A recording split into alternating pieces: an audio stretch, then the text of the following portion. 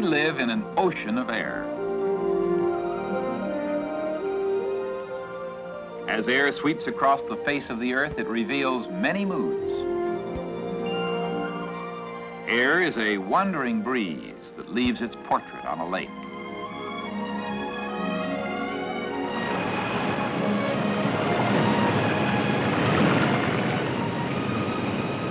Air is an unrelenting wind that rules the sea. Air is the invisible force that sculptures sand, carves the snow. It is free and unconfined. Air is the breath of all life. As air is breathed and released, life is sustained. Its presence means life, unless sometime, somewhere, breathing suddenly stops. A careless moment on the job, an accidental poisoning in the home.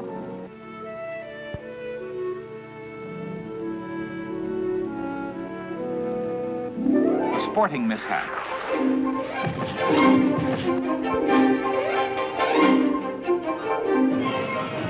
A drought.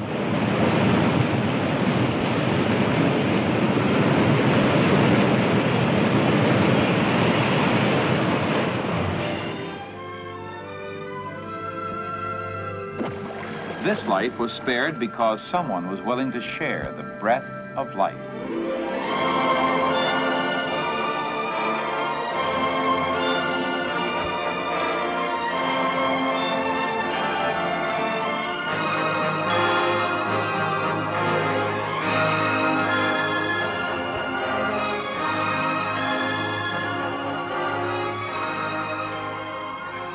A non-breathing victim needs oxygen, and he needs it immediately.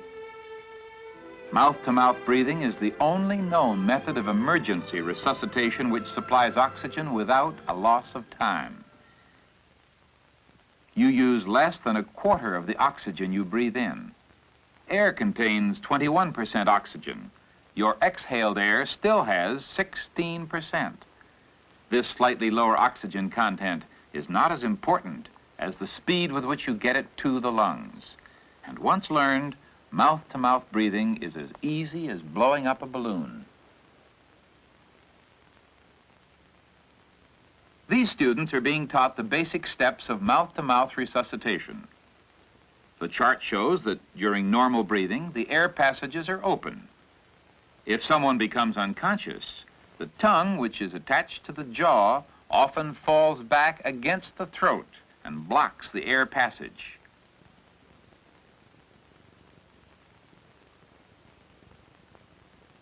When the neck is lifted and the head is tilted back, the tongue is drawn forward to open the air passage.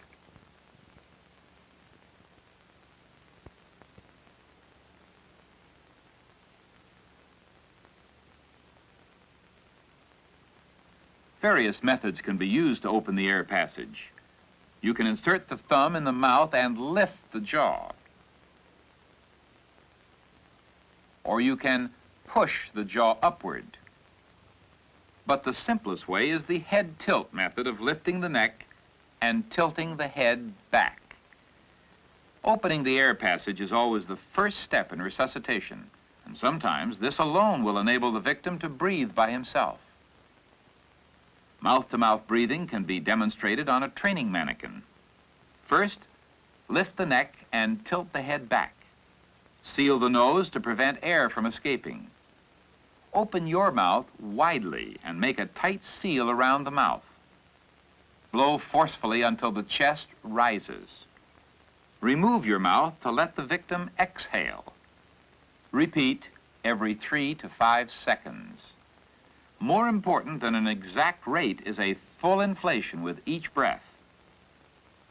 It is also possible to seal the nose with your cheek when you do mouth-to-mouth breathing.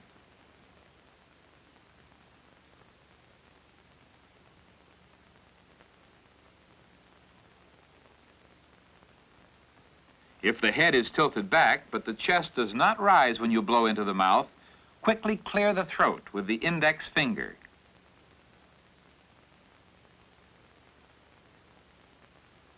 When you see the chest rise and hear the victim exhale, you know that the lungs are being inflated.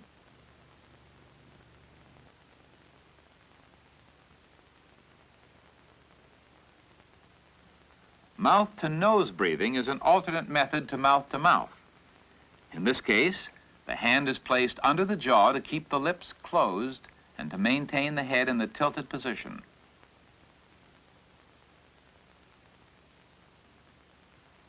A pillow under the head flexes the neck and may cause obstruction of the air passage. Always remove it before attempting resuscitation. Children can easily learn how to give artificial respiration by the mouth-to-mouth method. Here, a young boy practices on a classmate. He lifts the neck, tilts the head back, then he takes deep breaths and blows until the chest rises. Although he's practicing on someone his own size, he could readily inflate the lungs of an adult if necessary. Here, each student has a chance to practice the correct procedure under supervision. An antiseptic solution can be used to cleanse the mannequin between students.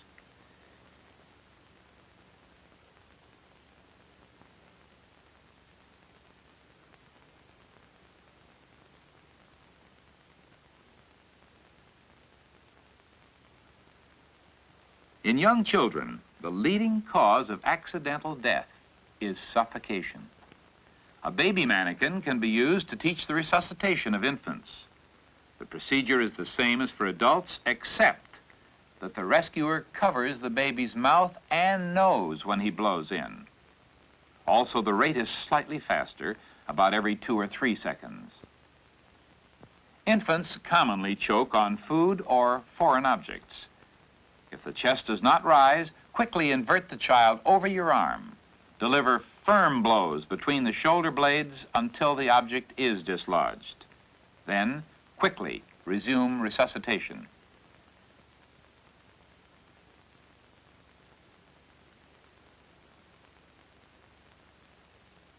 If air distends the stomach, expel it by pressing on the upper abdomen. The head is turned to the side to prevent possible aspiration of stomach contents.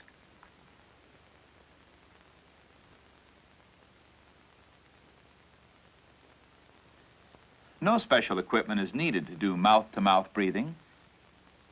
If you wish, you can use a handkerchief or cloth over the mouth to avoid direct contact.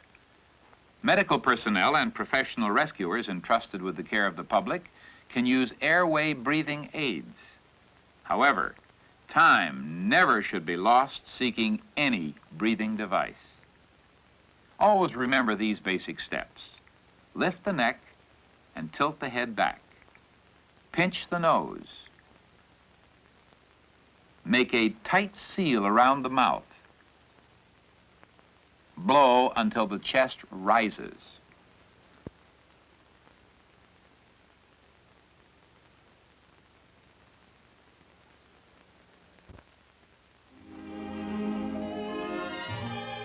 Now here are some real-life scenes where mouth-to-mouth breathing can be used to save a life.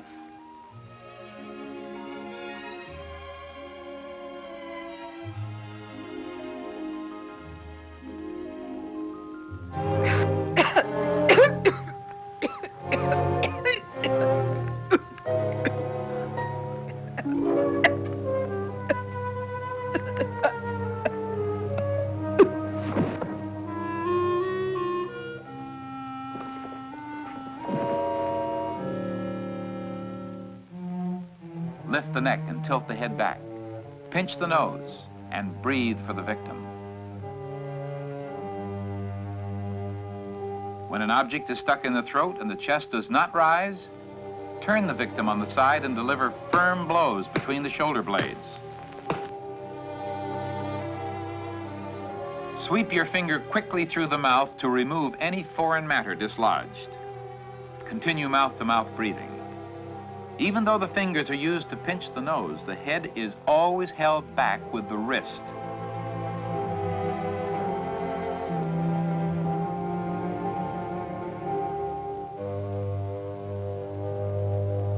Take deep breaths. You are breathing for 2 people.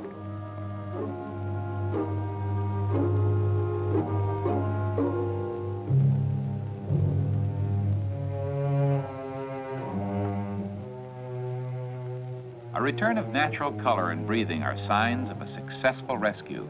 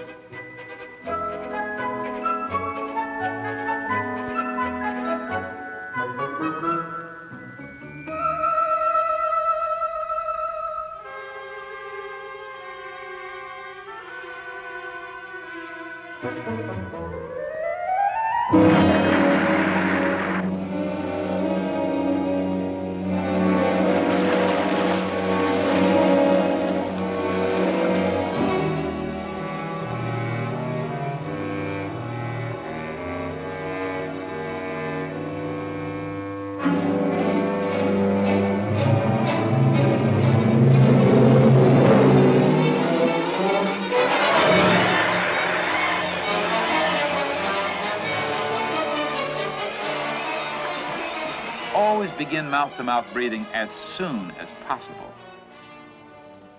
Water cannot be drained from the lungs, so do not waste time on such maneuvers. The steps are simple and sure. Neck lifted, head back, nose sealed. Now inflate the lungs.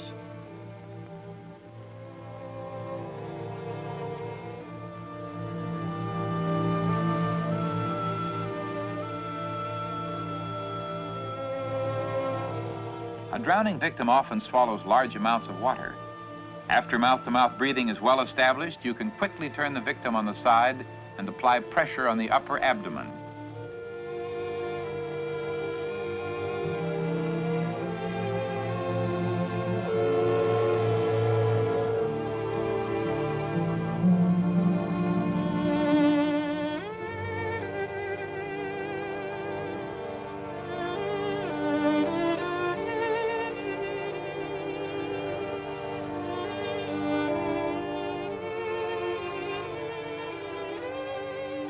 After a victim has been revived, there is always a risk of her becoming sick to the stomach. If left on her back, she could choke. After any resuscitation, it is best to turn the victim on her side and to maintain this position until medical help is available.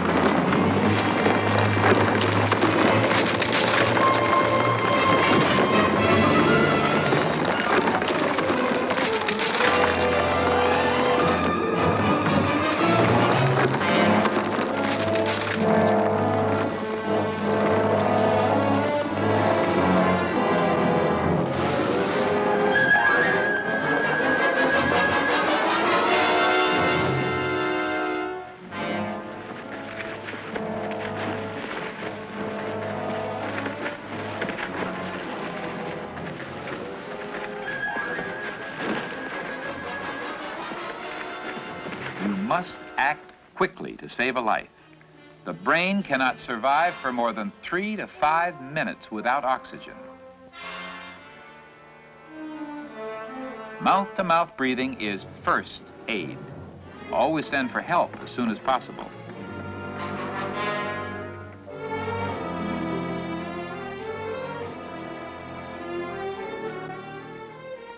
Keep the head well back to maintain an open air passage.